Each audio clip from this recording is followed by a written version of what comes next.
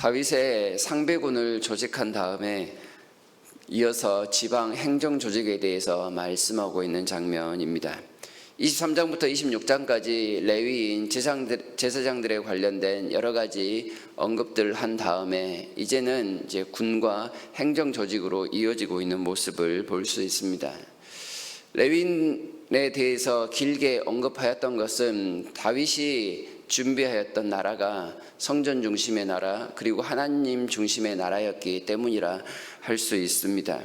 그렇지만 한 국가는 이 제사장 그룹 레위인들과 제사장들로만 구성되지는 않습니다. 그와 관련된 여러 가지 기관들이 함께 유기적으로 연합해야 함을 우리가 분명히 알 수 있는데요. 레위인들에 대한 언급이 끝나고 나서 그 다음에 군과 행정 조직을 말씀하는 이유가 바로 여기에 있을 것입니다. 성전 중심, 하나님 중심이긴 하지만 그와 관련된 군과 행정 조직들이 뒷받침되어야만 다윗이 꿈꾸던 그 나라가 온전히 유지될 수 있었을 거라는 말씀입니다. 그리고 또한 이것은 군과 행정 조직 역시도 하나님 중심적인 삶을 살아가는 데 있어서 보탬이 되는 조직이 되어야 합니다. 하나님을 섬기는 일에 있어서 군과 행정 조직이 따로 떨어질 수 없다는 말입니다. 아무리 군대 일을 잘하고 행정적인 일을 잘한다 할지라도 하나님을 영화롭게 하는 일에 그 일이 미치지 못한다면 그 공동체는 온전할 수 없습니다. 하지만 조금 기능은 떨어진다 할지라도 우리가 어제 군에 대해서 살펴보기는 했지만 숫자가 작고 또한 여러 가지 기능적인 면에서 조금 떨어진다 할지라도 그들의 모습을 통하여 하나님을 영화롭게 할 수 있다면 그 조직은 가장 이상적인 조직, 다윗이 꿈꾸고자 했던 그리고 만들고자 했던 가장 완전한 나라를 만들 수 있음을 우리에게 보여준다, 이렇게 생각하시면 좋겠습니다. 이것은 오늘날 교회의 공동체도 마찬가지일 것입니다. 많은 조직들, 많은 기관들을 세우고 있지만 이 모든 기관들은 하나로 유기적으로 연합해야만 할 것입니다. 그리고 이 모든 기관들의 하나의 목표는 하나님을 영화롭게 함에 있습니다.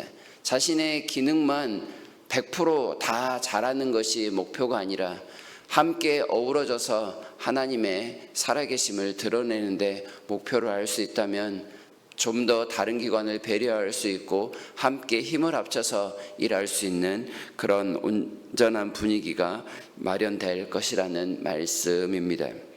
다윗은 성전과 관련된 조직을 구성하면서 계속해서 12라는 숫자를 반복적으로 사용하였습니다. 물론 12라는 숫자 그대로를 사용한 것이 아니라 12의 배수, 여러 가지 12의 확장된 숫자들을 사용하였었는데요.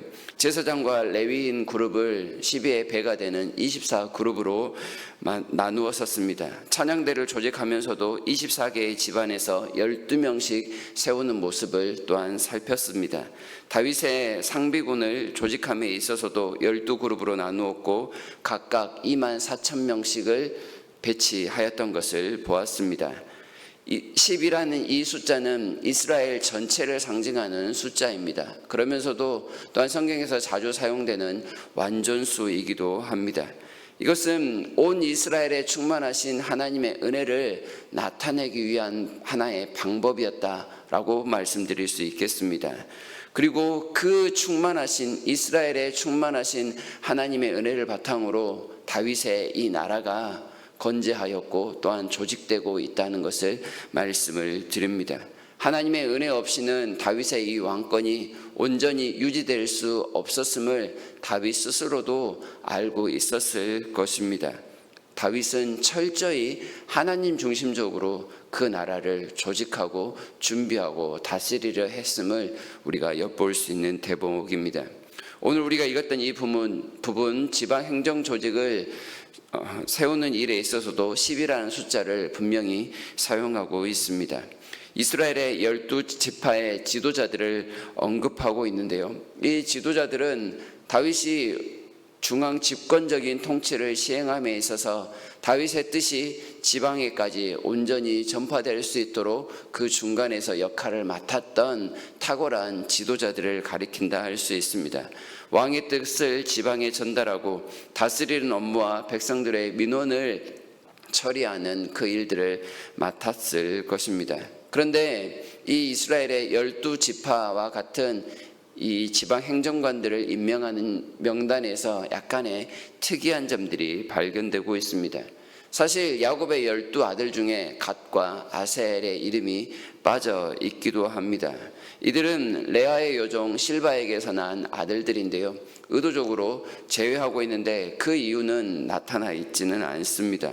그리고 12지파를 구성하기 위해서 레위 지파가 12지파 중에 한 몫을 차지하고 있고, 므낫세 지파가 요단강 동서로 이렇게 나뉘어져 있었는데 요단강 동쪽의 므낫세 한 번, 요단강 서쪽의 므낫세 한 번으로 두 번이나 므낫세 지파를 언급하고 있는 것을 볼 수가 있습니다.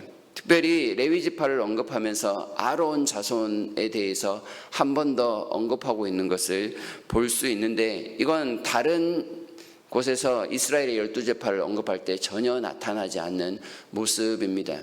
이렇게 의도적으로 제사장 그룹, 레위 지파 그룹을 강조하고 있는 것은, 다시 말해서 이 다윗이 건설하고자 했던 이 나라는 지극히 하나님 중심적이었다, 제사장과 레위인들의 역할이 그만큼 지대했다라는 점을 한 번 더 나타내고자 함이었다라고 할 수 있겠습니다. 그리고 여기에 단지파가 22절에 보면 가장 마지막에 나타나고 있음을 봅니다. 이 단은 납달리의 형제였는데 납달리보다도 더 나중에 나타나고 있는 이유는 아마 사사기 18장에 나타나 있는 것처럼 이 단지파가 가장 우상숭배가 심각한 지파였기 때문이라고 볼 수 있습니다. 하나님 중심적인 국가에서 가장 인정받지 못할 사람들은 바로 우상숭배를 하는 지파, 사람이었다라는 점을 간접적으로 드러내고 있는 것입니다. 하나님 중심적인 공동체에서 어느 누구나 환영받을 수 있지만 단 하나 환영받지 못할 사람, 하나님을 온전히 신뢰하지 않고 우상을 섬기는 사람이라는 사실입니다. 그리고 23절과 24절에서는 갑자기 인구조사를 했던 다윗의 모습을 한 번 더 살짝 언급을 합니다. 물론 다윗의 교만함 때문이긴 하지만 이 인구조사를 통해서 분명히 드러나는 사실 하나가 있습니다. 그것은 23절에서 말씀하고 있는 것처럼 바로 아브라함의 언약이 다윗 때에 이미 성취되고 있다는 점입니다.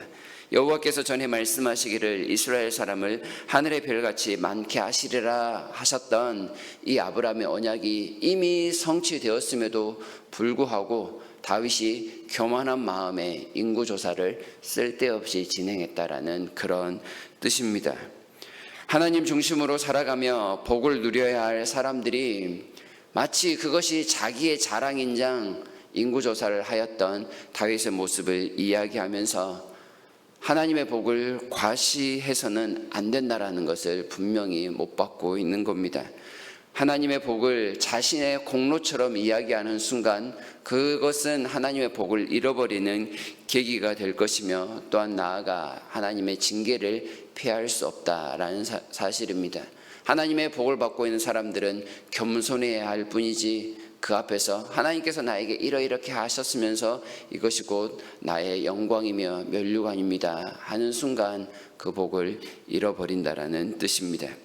25절에서 31절까지 다윗의 왕실 재산을 맡은 사람들을 쭉 열거하고 있는데 여기에서도 12명이 기록이 되고 있습니다. 다윗이 매우 많은 재산을 가지고 있었음을 나타내면서 그 재산이 완전할 정도로 충만했다라는 것을 10이라는 숫자를 통해 말하고 있음을 볼 수 있습니다. 다윗의 재산이 많았다라는 사실보다 더 중요한 것은 하나님께서 하나님 중심적인 삶을 살아가는 다윗에게 풍요로움을 선물하셨다가 될 것입니다. 하나님의 뜻대로 살고자 하는 다윗이 핍절한 삶이 결코 아니었다라는 점이고, 또한 그 많은 재산을 자신의 사리사욕과 자신의 권력을 위해서 사용하는 다윗이 아니라 하나님께서 허락하신 이 공동체를 위해서 마음껏 사용하고 있는 긍정적인 모습이라는 데 초점을 맞추고 있습니다. 하나님 중심적으로 사는 사람들에게 하나님께서 여유로움을 나타내신다라는 사실, 복주신다라는 사실을 우리가 한 번 더 기억해야 할 것입니다. 마지막으로 다윗의 주변에 있었던 모사가 나오는데 여기에서는 7명의 사람들을 기록하고 있습니다. 계속 10이라는 숫자를 사용하다가 여기에서는 또 하나의 완전수인 7을 사용함으로써 다윗의 주변에 모였던 사람들이 7명, 마치 다윗의 드림팀이었습니다. 이렇게 말하는 것 같습니다. 다윗과 함께 지혜를 모아서 이스라엘을 다스리는데 함께 힘을 합쳤던 사람들입니다.